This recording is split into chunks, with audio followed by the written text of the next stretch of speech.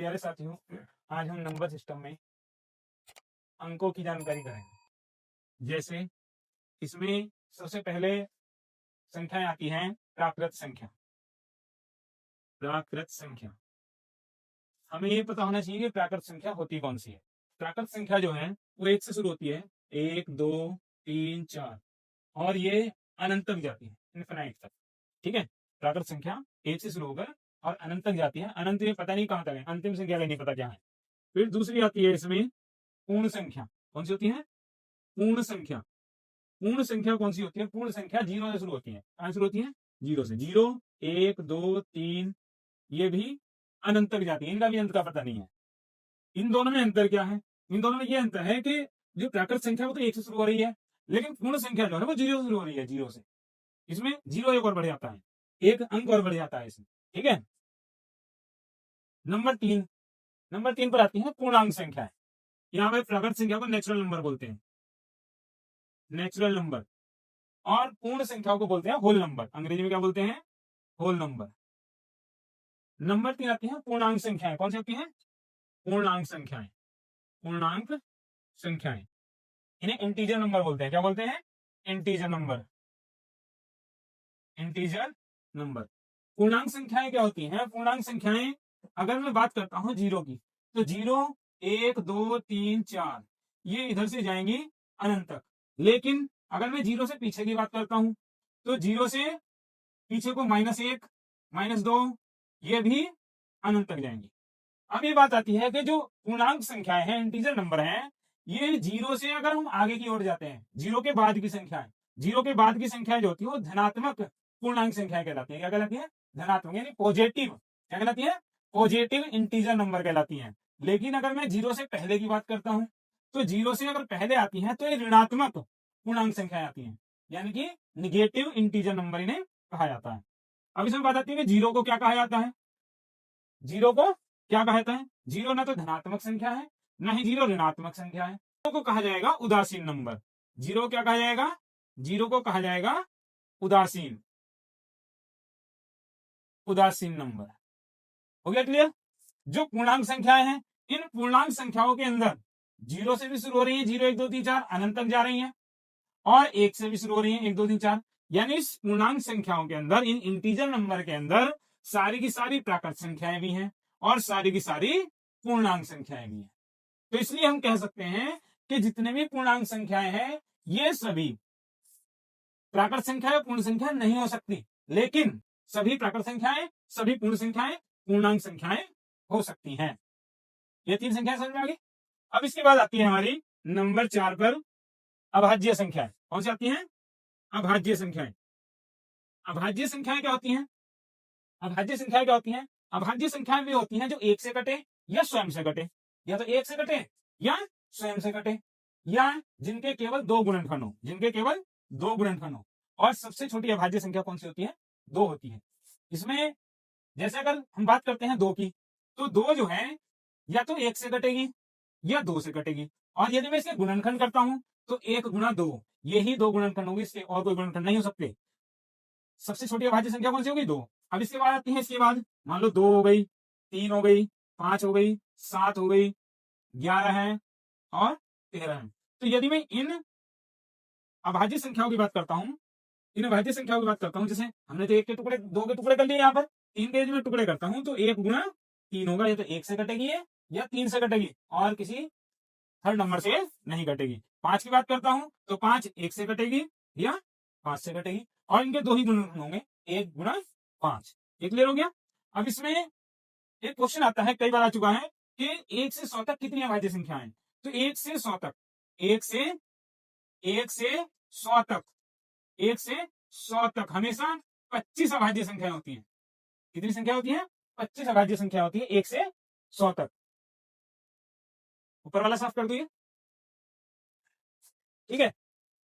अब यहां पर बात करते हैं हम जो अभाज्य संख्या है, इन अभाज्य संख्याओं में जो सबसे छोटी अभाज्य संख्या है, सबसे छोटी अभाज्य संख्या कौन सी है? 2 है। लेकिन केवल और केवल 2 ही ऐसी एक अभाज्य संख्या है जो सम संख्या भी है। इसके अलावा और कोई अभाज्य संख्या, ऐसी अभाज्य संख्या नहीं है जो सम संख्या हो। बाकी सभी जितनी भी है ना, इसके बाद 3 हो, 5 हो, 7 हो, 11 हो, 13 हो, या 17 हो, या 19 हो, या 23 हो, या 29 हो, कोई सी भी हो, सारी की सारी विषम अभाज्य संख्या होंगी। जितनी भी अभाज्य संख्या है वो सारी की सारी क्या है, वो विषम है। केवल 2 ही ऐसी अभाज्य संख्या है जो सम है। ठीक है, अब इसमें बात आती है भाज्य संख्याओं की। कौन सी आती है, नंबर 5 पर आती है भाज्य संख्या। भाज्य संख्या, भाज्य संख्या क्या होती है, भाज्य संख्या वे होती है जिनके 2 से अधिक गुणनखंड हो, यानी जो अपने अलावा एक से भी कटे, खुद से भी कटे, और किसी तीसरी संख्या से भी कट जाए, तो क्या कहलाएगी, भाज्य संख्या। और इसमें सबसे छोटी जो भाज्य संख्या होती है वो 4 होती है। सबसे छोटी भाज्य संख्या क्या होती है, वो 4 होती है। और जैसे हम 4 की बात कर रहे हैं, तो 4 के जो टुकड़े होंगे वो 1 से भी कटेगी, 2 से भी कटेगी, और 4 से भी कटेगी। इससे आगे 5 तो अभाज्य संख्या हो जाएगी। इसके बाद आ जाएगा 6, तो 6 क्या है, 6 है, 8 है, और 9 है। तो 6 1 से भी कटेगा, 2 से भी कटेगा, 3 से भी कटेगा, और 6 से भी कटेगा। ठीक है ना, इसके बहुत सारे टुकड़े हो जाएंगे।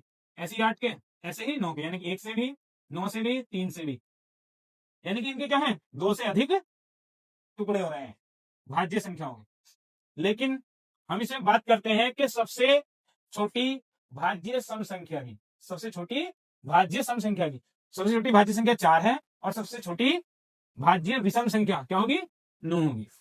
ठीक है, अब आगे चलते हैं हम, इसे साफ कर देता हूं नीचे में। अब इसमें क्वेश्चन आता है, जो भाज्य संख्या मैंने तुम्हें बताई है, ये भाज्य संख्या,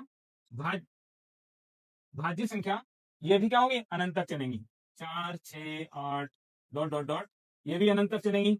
और अगर बात करता हूं अभाज्य संख्याओं की, अभाज्य संख्याओं की, तो अभाज्य संख्याएं भी, जो सबसे छोटी अभाज्य संख्या है 2, 3, 5, ये भी कहां तक जाएंगी, अनंत तक ही जाएंगी अभाज्य संख्याएं भी।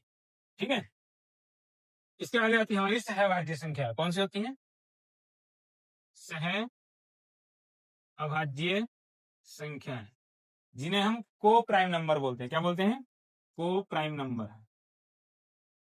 को प्राइम नंबर, को प्राइम नंबर कौन से होते हैं, सहअभाज्य संख्या कौन सी होती है, सहअभाज्य संख्या वे होती हैं जिनके 2 संख्या हो गए, यानी 2 संख्याओं का एक जोड़ा होगा, और उनका मैसे, उनका मैसे, मैसे क्या होते बोलते हैं, HCF, एक हो हमेशा। क्या हो, एक हो। जैसे मैं बात करता हूं 3 की और 5 की, 3 की और 5 की, तो इसमें अगर मैं इनका मैसे निकालता हूं, मैसे क्या होता है, जैसे यदि मैं 3 से 5 को भाग करता हूं, 3 एकन 3, यहाँ पर 2 बचा, फिर जिस जो शेष बचा उससे भाग करेंगे, जिसे भाग दे रहे थे 3 को, 2 एकन 2, यहाँ 1 बचा, 1 से 2 को भाग करेंगे, 1 दूनी 2, यहाँ पर जिससे पूरा पूरा विभक्त हुआ है मैसे आता है। तो ये क्या हो गया, HCF निकाला। HCF हम शॉर्ट ट्रिक से ही बताते हैं, वो हमारी जो HCF का चैप्टर रहेगा फुल वीडियो का, उसमें हम HCF शॉर्ट तरीके से बताएंगे।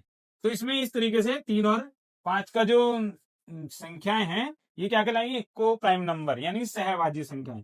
यदि मैं 15 और 16 की बात करता हूं, 15 और 16 की, तो 15 का और 16 का जो HCF है, यानी कि मैस है, वो क्या होगा, यानी कि दोनों संख्याएं जो हैं वो केवल 1 से ही कटेंगी। इस तरह से भी तुम ध्यान रख सकते हो, यानी 1 से ही 15 कटेगी, 1 से ही 16 कटेगी, कोई और दूसरी संख्या नहीं है जो 15 और 16 को काट दे। तो ये क्या कहलाएंगी, दोनों के दोनों सहअभाज्य संख्याएं कहलाएंगी। इसी तरीके से मैं और संख्या देखता हूं,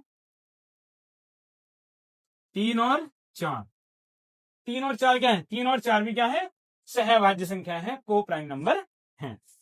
इससे आगे चलते हैं हम, इसके बाद आती है, ये क्लियर हो गई, इसके बाद आती है हमारी पिन प्राइम नंबर, जुड़वा अभाज्य संख्या। क्या आती है, जुड़वा अभाज्य संख्या, इन्हें बोलते हैं pin prime number. Pin prime number, pin prime number कौन सी होती है, यानी जुड़वा अभाज्य संख्या कौन सी होती है, जुड़वा अभाज्य संख्या वे जोड़ा होता है, वह जोड़ा होता है जिनके बीच में एक भाज्य संख्याएं आती हो, यानी कोई सी भी 2 अभाज्य संख्याओं के बीच में भाज्य संख्या आ जाए। यानी कि जैसे मैं बात करता हूं, जो हमारे 3 और 5 है, 3 और 5 के बीच में क्या आ गया, 4 आ गया, तो हमारी जो जुड़वा अभाज्य संख्या होंगी वो 3 और 5 होंगी। आई बात समझ में।